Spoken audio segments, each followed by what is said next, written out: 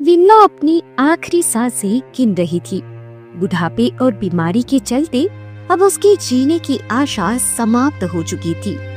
वो अपने दोनों बेटे रमेश और सुरेश को अपने पास बुलाती है। सुनो रमेश और सुरेश, मुझे नहीं लगता कि अब मैं बचूंगी, इसलिए मैं तुम दोनों को कुछ देना चाहती हूँ। अरे माँ, ये क्या बोल रही हो माँ? कुछ भी बोले जा रही हो। हाँ हाँ माँ, तुम कुछ भी बोले जा रही हो। अरे तुम्हें कुछ नहीं होगा, तुम निश्चिंत रहो। कब तक हम ऐसी झूठी आशा पालते रहेंगे बच्चों?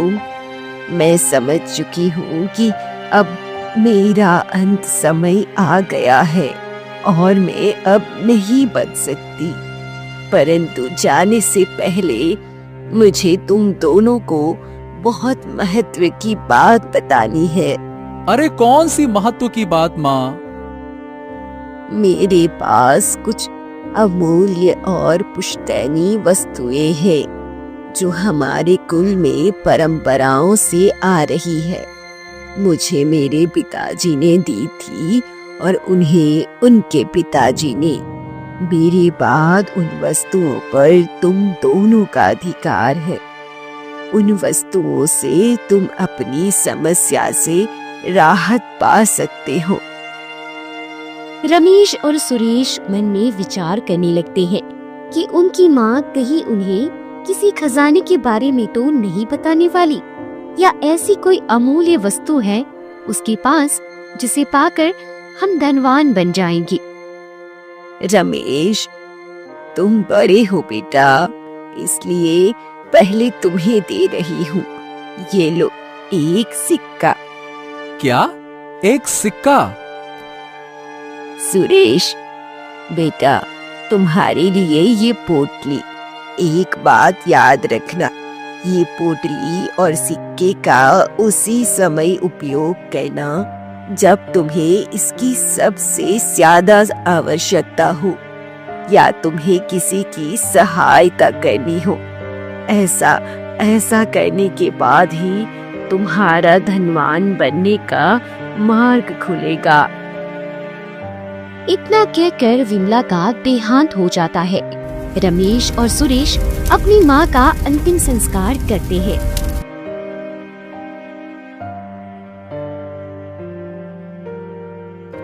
भैया, माँ तो चली गई, अब हम क्या करें? मतलब मैं क्या बोलूं, आप समझ रहे हैं? हाँ, मैं सब समझ रहा हूँ और मैं भी वही विचार कर रहा हूँ।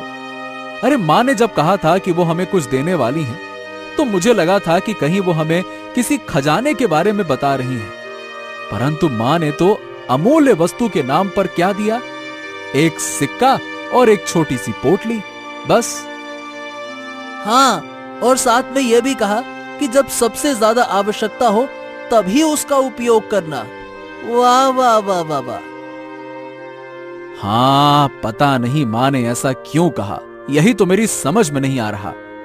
हाँ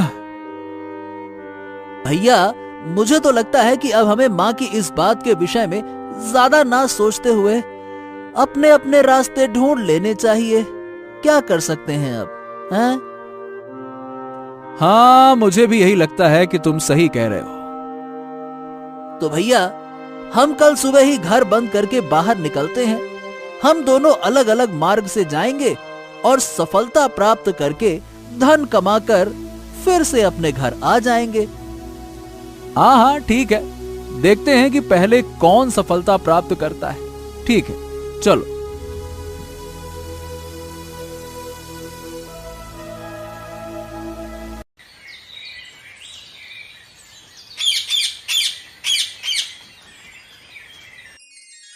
अगले दिन दोनों भाई घर बंद करके अपने अपने मार्ग से चले जाते हैं।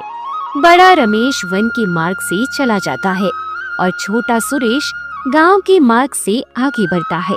इधर राजमहल में उसी राज्य के महाराज अधिरथ शिकार पर जाने की तैयारी कर रहे थे। महामंत्री, हमारे जाने की सारी तैयारी हो गई? हाँ महाराज, सारी तैयारी हो गई है। तभी महारानी सुनैना वहां आती है। महाराज, आप हमेशा शिकार के लिए जाते हैं। शिकार करना आपको बहुत प्रिय है, परंतु इस बार मैं भी आपके साथ वन में शिकार पर आना चाहती हूँ। अरे परंतु महारानी, वन में जाना आपके लिए सुरक्षित नहीं होगा। पता नहीं वहाँ कितने दिन रहना पड़ सकता है। महाराज, मैं तो हमेशा महल में ही रहती हूँ। मुझे वन में हरे भरे पेड़, अलग अलग प्रकार के पक्षी, चिड़ियों की चहचहाट, पक्षियों का मधुर स्वर सुनना और देखना अच्छा लगता है। कितने दिन हो गए मैं राजमहल से कहीं बाहर नहीं गई हूँ। आप मुझे इस बार अपने साथ ले जाइए, बस ले जाइए। ठीक है, ठीक है। अब आप इतना हठ कर रही हैं तो ठीक है, मैं आपका हठ मान्य करता हूँ। महामंत्री जी, हमारे साथ महारानी के वन जाने की भी तैयारी की जाए। अब हम और रानी दोनों जाएंगे, ठीक है? महाराज और महारानी अपने रथ में वन की ओर प्रस्थान करते हैं। महामंत्री भी अपने घोड़े पर उनके साथ ही होते हैं। तीनों वन में पहुंच जाते हैं। महारानी सुनैना, आप महामंत्री के साथ यहीं रुकिए। मुझे शिकार करने के लिए वन के और भीतर जाना होगा। वहां आपका साथ होना सुरक्षित नहीं है। वन में कोई भी संकट आ सकता है। आप यहाँ महामंत्री की सुरक्षा में रहिए, मैं शिकार करके आता हूँ, ठीक है ना? ठीक है महाराज, परंतु आप शीघ्र ही लौट आना। महाराज अधिरथ वन के भीतर प्रवेश करते हैं। तभी उन्हें एक सुंदर हिरनी दिखाई देती है। महाराज उस हिरनी का पीछा करने लगते हैं। उधर वन के मार्ग से जाते हुए रमेश को एक विचित्र अनुभव होता है। उसे एक हरे रंग की लोमड़ी दिखाई देती है। अरे रे रे रे रे, ये क्या? ये तो मैं पहली बार देख रहा हूँ। ये प्रकृति का कैसा अद्भुत नजारा है। हरे रंग की लोमड़ी, बाप रे बाप रे बाप। ऐसी लोमड़ी तो मैंने कभी ना देखा और ना कभी इसके विषय में सुना। लगता है अवश्य इस लोमड़ी का कोई गुप्त रहस्य है। मुझे खोजना चाहिए कि इसका रहस्य क्या है। रमेश उस लोमड़ी को देखते हुए उसके पीछे जाने लगता है। बहुत दूर जाने के बाद वो लोमड़ी वन में एक तालाब के पास जाकर कहीं लुप्त हो जाती है। अरे अरे अरे अरे अरे, अभी तो वो लोमड़ी मेरे सामने थी। ए ससुरा, अचानक कहाँ गायब हो गई और मैं कितना दूर आ गया हूँ। हाँ, अब मुझे आगे जाने का मार्ग कैसे मिलेगा? तभी तालाब के पास एक पेड़ से रमेश को आवाज आती है। अब तुम इस वन से बाहर नहीं जा पाओगे।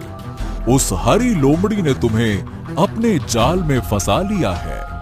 तुम इतनी दूर तक आ गए हो, अब कभी वापस नहीं जा पाओगे। अरे अब ऐसा मत कहिए। मैं तो अपने मार्ग से धन प्राप्त करने के लिए जा रहा था। अचानक वो लोमड़ी दिखाई दी और मैं उसके पीछे पीछे यहाँ तक चला आया। अब यदि मुझे बाहर जाने का मार्ग नहीं मिला तो मैं इस घने वन में भूख और प्यास से मृत्यु को प्राप्त हो जाऊंगा। देखिए, आप जो भी हैं, कृपा करके कोई मार्ग दिखाइए। हाँ, तुम उस हरे रंग की लोमड़ी के पीछे आए और अपना मार्ग भूल गए। अब जब तुम्हें वो लोमड़ी फिर दिखाई देगी, तभी तुम्हें आगे मार्ग भी मिलेगा। तुम उसे वन में ही ढूंढो। जाओ। उस पेड़ की बात सुनकर रमेश मायूस होकर वन में ही भटकने लगता है। हाँ, मुझे कुछ भी करके जल्द से जल्द उस हरे रंग की लोमड़ी को ढूंढना होगा, नहीं तो मुझे अपना पूरा जीवन इस वन में ही व्यतीत करना पड़ेगा। ओहो। सुरेश, जो गांव के मार्ग से आगे बढ़ रहा था, उसे एक कुटीर दिखाई देता है। हाँ, लगता है अवश्य इस कुटीर में कोई साधु रहते होंगे। आगे बढ़ने से पहले साधु का आशीर्वाद लेना उचित होगा।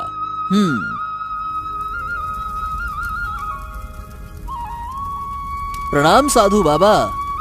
कल्याण हो पुत्र। साधु बाबा, मैं प्रवास के लिए निकला हूँ, इसीलिए मैंने विचार करा कि आपका आशीर्वाद लेकर आगे जाऊं। मुझे कुछ समय आपके सानिध्य में व्यतीत करना है साधु बाबा।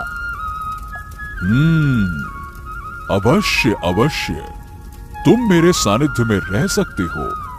पुत्र, ये बताओ कि तुम्हारे हाथ में ये पोटली कैसी है? साधु बाबा, मुझे ये पोटली मेरी माँ ने उनके अंतिम समय में दी थी। उन्होंने मुझसे कहा था कि इस पोटली में से मेरा भाई और मैं दोनों अमीर हो जाएंगे। हाँ, परंतु उन्होंने ये भी कहा था कि केवल अति आवश्यक होने पर ही मैं इस पोटली का उपयोग करूं। ये भी एक समस्या है। हाँ, तुम्हारी माँ ने सत्य कहा है पुत्र। इस पोटली का तुम्हें उचित अवसर देखकर ही उपयोग करना है, तभी तुम इसका लाभ ले पाओगे। हाँ, समझ गया साधु बाबा, मैं सदैव इस बात का स्मरण रखूंगा। वन में महाराज अपना धनुष लेकर उस हिरनी के पीछे भाग रहे होते हैं। जैसे ही महाराज अपना तीर हिरनी की दिशा में चलाने वाले होते हैं, तभी अचानक वो हिरनी एक सुंदर स्त्री में बदल जाती है। अपनी आंखों के सामने ये अद्भुत दृश्य देखकर महाराज हक्की बक्की रह जाती हैं। अरे ये क्या? ये कैसे हो सकता है? मुझे तो अपनी आंखों पर विश्वास नहीं हो रहा। मतलब ये एक हिरणी ऐसे सुंदर स्त्री में कैसे बदल सकती है? महाराज अधिरथ उस स्त्री के पास जाते हैं। आश्चर्य आश्चर्य, तुम कौन हो और अचानक हिरणी से स्त्री में कैसे बदल गई? महाराज, मैं हिरनी नहीं अपितु स्वर्ग की एक अप्सरा हूँ। एक देव ऋषि के श्राप के कारण मैं हिरनी बन गई थी। शिकारी और वन्य पशुओं से बचकर इस वन में रह रही थी। आज आपने जब मुझ पर तीर का निशाना लगाया, तब मुझे अपनी सुरक्षा के लिए अपने वास्तव रूप में आना पड़ा। परंतु आप जैसी सुंदर स्त्री को कोई श्राप कैसे दे सकता है? आप तो इतनी सौंदर्यवती हैं कि कोई भी आप पर मोहित हो सकता है। वो जानने के लिए आपको प्रथम मेरी पूरी कहानी सुननी पड़ेगी। तभी वहाँ उस हरे रंग के लोमड़ी को ढूंढते हुए रमेश भी पहुँच जाता है। महाराज उसे देखते हैं। महाराज को मेरा प्रणाम। मैं वन में मार्ग भटक गया हूँ महाराज। क्या? ओ हो, मैं भी एक हिरणी के पीछे पीछे वन में बहुत भीतर प्रवेश कर चुका हूँ। महाराज, जब मैं यहाँ आया तो मुझे एक हरे रंग की लोमड़ी दिखाई दी। अब उस अनोखी लोमड़ी को देखकर मैं उसके पीछे चला गया। वो अचानक लुप्त हो गई महाराज। तब तालाब के पास एक पेड़ ने मुझे बताया कि जब मुझे फिर से उस हरे रंग की लोमड़ी के दर्शन होंगे, तब मुझे आगे जाने का मार्ग मिल सकता है। बस उसी उलझन में मैं उसके पीछे जा रहा हूं।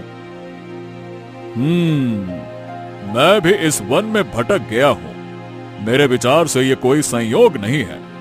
हमें किसी कार्य के कारण यहाँ लाया गया है। देवी, आप कई दिनों से इस वन में रह रही हैं। आपको अवश्य पता होगा कि वो हरे रंग की लोमड़ी कहाँ दिख सकती है। हाँ, परंतु आपको पहले मेरी पूरी कहानी सुननी होगी। उसके बाद आपको समझ आ जाएगा कि वो लोमड़ी आपको कहाँ मिलेगी। अप्सरा ये बात कर ही रही थी कि तभी छोटा भाई सुरेश भी आ जाता है। रमेश को वहाँ देखकर वो कहता है, अरे भैया, आप इस वन में ही हैं। मुझे तो लगा था कि अब तक आप किसी बड़े नगर में जाकर धन प्राप्त कर चुके होंगे। हाँ? अरे नहीं सुरेश, मैं खुद कई दिनों से इसी वन में भटक रहा हूँ। आगे जाने का मार्ग ही नहीं मिल रहा, और मैं ही नहीं, हम सब इस वन में फंस चुके हैं। ओ, ये बात है। तो भैया, अब हम बाहर कैसे जाएंगे? तब अप्सरा बोलने लगती है, महाराज, मैं स्वर्ग से पृथ्वी पर विहार करने आई थी। मैंने एक पेड़ के नीचे एक साधु को तपस्या करते हुए देखा। मैं उस साधु को देखकर उन पर मोहित हो गई और मैंने उनकी तपस्या भंग करने का प्रयास शुरू किया। कुछ देर के बाद साधु की तपस्या भंग हो गई, परंतु साधु बहुत क्रोधित हो गए थे। तुम कौन हो कन्या, और तुमने मेरी तपस्या भंग करने का दुस्साहस क्यों किया? कहां से आई हो तुम? हैं? मैं देवलोक से आई हूँ और मैं आपको देखकर आप पर मोहित हो गई हूँ। मैं आपसे विवाह करना चाहती हूँ। नहीं नहीं नहीं नहीं, मैं विवाह नहीं कर सकता। मेरा जीवन सादगी से भरा है और मैं ब्रह्मचारी हूं, इसलिए मैं तुमसे विवाह नहीं करूंगा। मैंने भगवान महादेव की तपस्या को अपना जीवन बना लिया है। तुमने मेरी तपस्या भंग करके बहुत बड़ा पाप किया है। अब तुम्हें इसका दंड भुगतना होगा। तुम अब इस वन में ही हिरणी बनकर अपना जीवन व्यतीत करोगी। जब तक तुम्हें कोई मुक्त नहीं करता, तब तक तुम्हें यहीं रहना पड़ेगा।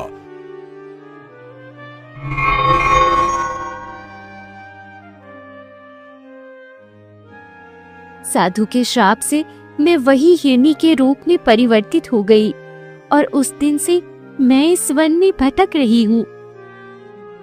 ओ, ये बात है। तो अब आपको इस श्राप से मुक्त करने के लिए क्या करना होगा?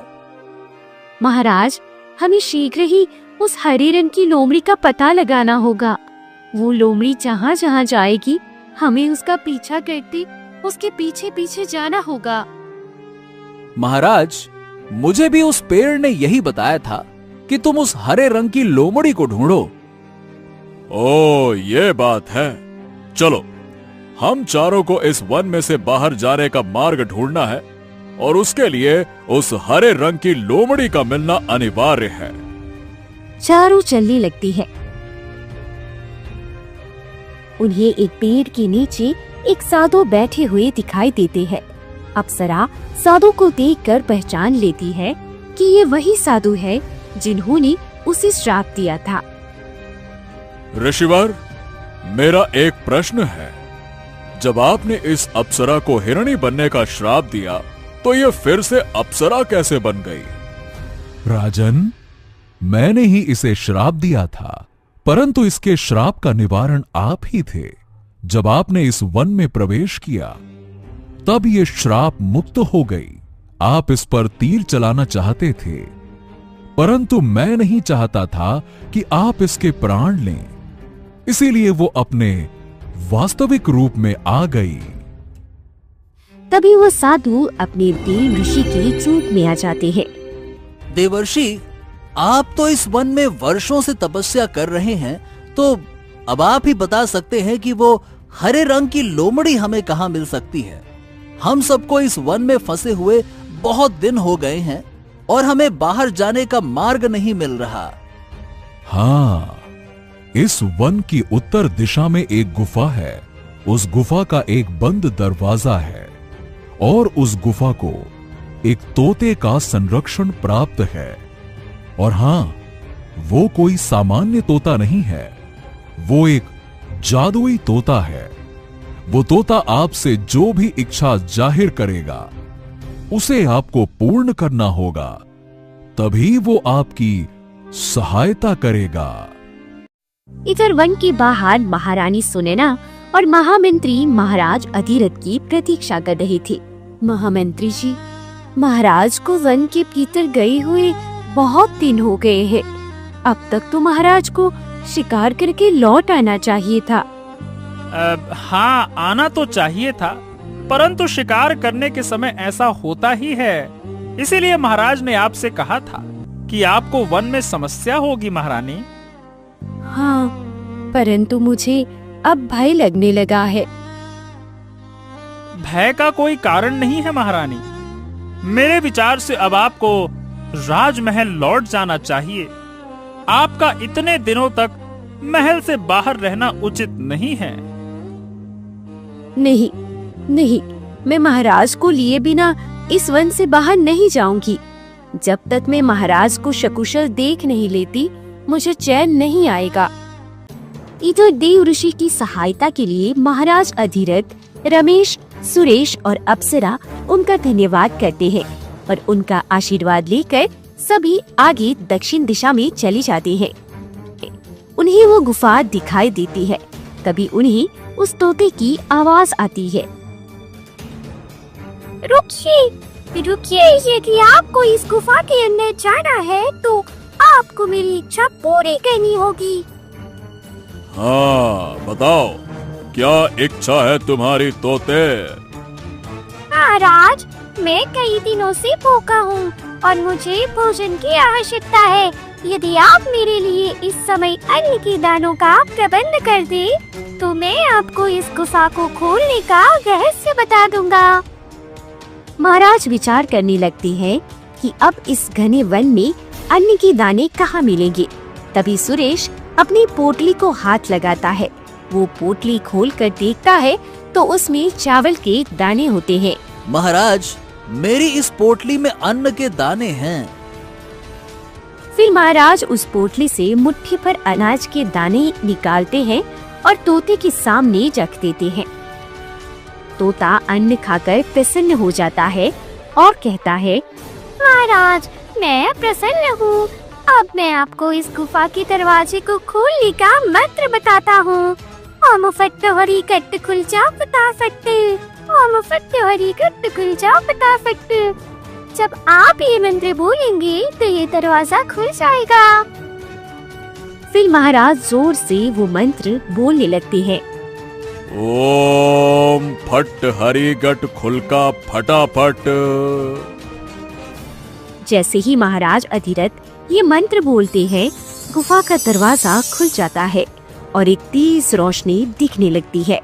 चारों गुफा के अंदर जाते हैं। वो देखते हैं कि गुफा के अंदर ढेर सारा खजाना पड़ा हुआ है। अरे बाप रे, इतना बड़ा खजाना! हाँ भैया, इतने खजाने से तो हमारे पूरे जीवन की समस्या ही मिट जाएगी। भैया, ये तो मजा आ गया।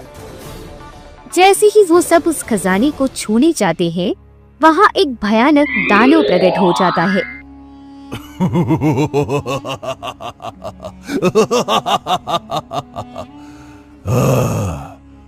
बहुत दिनों से इस गुफा में भूखा बैठा हुआ था। आज एक साथ ही इतना सारा भोजन स्वयं मेरे सामने आ गया। 4-4 मनुष्यों को खाकर मैं तो तृप्त हो जाऊंगा। दानव को ऐसे कहते ही सब डर जाते हैं। महाराज कहते हैं, हे दानव, हम यहाँ इस वन में फंसे हुए हैं। हमें यहाँ से बाहर जाने का मार्ग ढूंढना है, परंतु एक के बाद एक समस्याएं आती जा रही हैं। आप हमें खाइए मत, आप हमें बाहर जाने का मार्ग बताइए। आपकी जो भी इच्छा होगी हम पूरी करने का प्रयास करेंगे। मैं बहुत दिनों से भूखा हूँ और मुझे ताजा मांस खाना है, और वो भी इतना कि मेरी इतने दिनों की भूख मिट जाए। बताओ, है तुम्हारे पास कोई उपाय? बताओ। चारों एक दूसरे की तरफ देखने लगते हैं। हाँ, तो बात यह है कि हमें इस दानव की इच्छा किसी भी प्रकार से पूरी करनी होगी। यही हमें बाहर जाने का मार्ग बता सकता है। अरे लेकिन परंतु महाराज, इसकी भूख मिटे इतना मांस हम कहां से लाएंगे? हम में से किसी में भी इस दानव की भूख मिटाने के लिए अपने प्राणों का त्याग किया, तब भी वो दानव की भूख नहीं मिटा पाएगा। हाँ, बात तो सही है। हमें फिर कोई और विकल्प ढूंढना होगा। तभी रमेश की जेब से उसकी माँ ने दिया हुआ सिक्का जमीन पर गिरता है। जैसे ही वो सिक्का जमीन पर गिरता है, उस सिक्के की चमचमाती रोशनी निकलती है और आवाज आती है, तुम अपनी जो भी इच्छा है वो मुझे बता दो, मैं तुम्हारी हर इच्छा पूरी करूंगा। ऐसे बोलते हुए सिक्के को देखकर सभी को बहुत आश्चर्य होता है। रमेश कहता है, हाँ हाँ हाँ हाँ हाँ हाँ हाँ हाँ। यदि तुम हमारी इच्छा पूरी करना चाहते हो तो ये करो कि इस दानव की भूख मिट जाए, इतना मांस उसे दे दो। हाँ। रमेश के ऐसे कहते ही सिक्के की रंग बिरंगी किरणें निकलने लगती है। सिक्का गोल गोल घूमने लगता है और वहाँ मांस के टुकड़ों का ढेर लग जाता है। हाँ तो दानव, हमने तुम्हारी इच्छा पूरी कर दी। देखो, यहाँ इतना सारा मांस है कि तुम अपना पूरा जीवन ये मांस खाओगे तब भी ये कम नहीं होगा। हाँ। दानव मांस खाने लगता है। आज तुम्हारे उस सिक्के ने तुम सब की रक्षा की है, अन्यथा मैं तुम सबको खा लेता। अब तुम्हें इस गुफा और वन से बाहर जाने का मार्ग मिल जाएगा। ऐसा कहकर दानव भी लुप्त हो जाता है। रमेश और सुरेश अपनी पोटली में उस खजाने से थोड़ा धन भर लेते हैं। अरे ये दानव तो लुप्त हो गया, अब हम किस प्रकार से वन से बाहर जाएंगे, कुछ बता कर भी नहीं गया। तभी अचानक वहाँ वो हरे रंग की लोमड़ी प्रकट हो जाती है। वो हरी लोमड़ी आगे चलने लगती है। महाराज अधिरथ, अप्सरा, रमेश और सुरेश उस हरे रंग की लोमड़ी के पीछे चलने लगते हैं। जैसे जैसे वो लोमड़ी आगे जा रही थी, चारों उसके पीछे जाने लगते हैं। थोड़ी देर के बाद वो देखते हैं कि वो वन से बाहर पहुंच चुके हैं। सुरेश, हम वन से बाहर आ गए। देखो, देखिए देखिए देखिए महाराज। हाँ हाँ हाँ हाँ हाँ हाँ अंततः हम वन से बाहर आ ही गए। हाँ। महाराज अधिरथ महारानी के पास आते हैं। महाराज, महाराज आप आ गए। मैं आपकी कितनी प्रतीक्षा कर रही थी। आपको जाकर इतने दिन हो गए थे। मुझे तो भय लगने लगा था कि कहीं आपके साथ कुछ अनुचित तो नहीं हुआ है ना? अरे महारानी, हम एक बहुत बड़े संकट में फंस गए थे, परंतु ईश्वर की कृपा से हम उस संकट से बाहर आ गए। हाँ। महाराज अधिरथ महारानी सुनैना और महामंत्री के साथ राजमहल में प्रस्थान करते हैं। रमेश और सुरेश अपने गांव चले जाते हैं। गुफा में मिले हुए खजाने के कारण दोनों धनवान बन जाते हैं। अप्सरा भी अपने स्वर्ग लोक की ओर चली जाती है। घर आने के बाद, भैया, हमें माँ के दिए हुए उस सिक्के और पोटली का उपयोग सही समय पर करना है। हाँ छोटे भाई, जैसे कि माँ ने कहा था कि हम उस सिक्के और पोटली के कारण धनवान बन गए। उस समय जब माँ ये हमें दे रही थी तो हमने विचार किया था कि हमें लगा था कि पूर्वजों का कोई दिया हुआ खजाना, मूल्यवान वस्तु माँ हमें देने वाली है। परंतु माँ के उस सिक्के और पोटली ने वाकई में हमें वो दे दिया कि हम उसके बारे में कुछ कह नहीं सकते।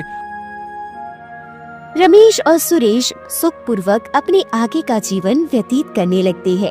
महाराज अधिरथ भी महल जाने के बाद वन में हुए प्रसंग को महारानी को बताते हैं। इस बात का शिकार का अनुभव महाराज अधिरथ अनोखा प्रतीत करते हैं।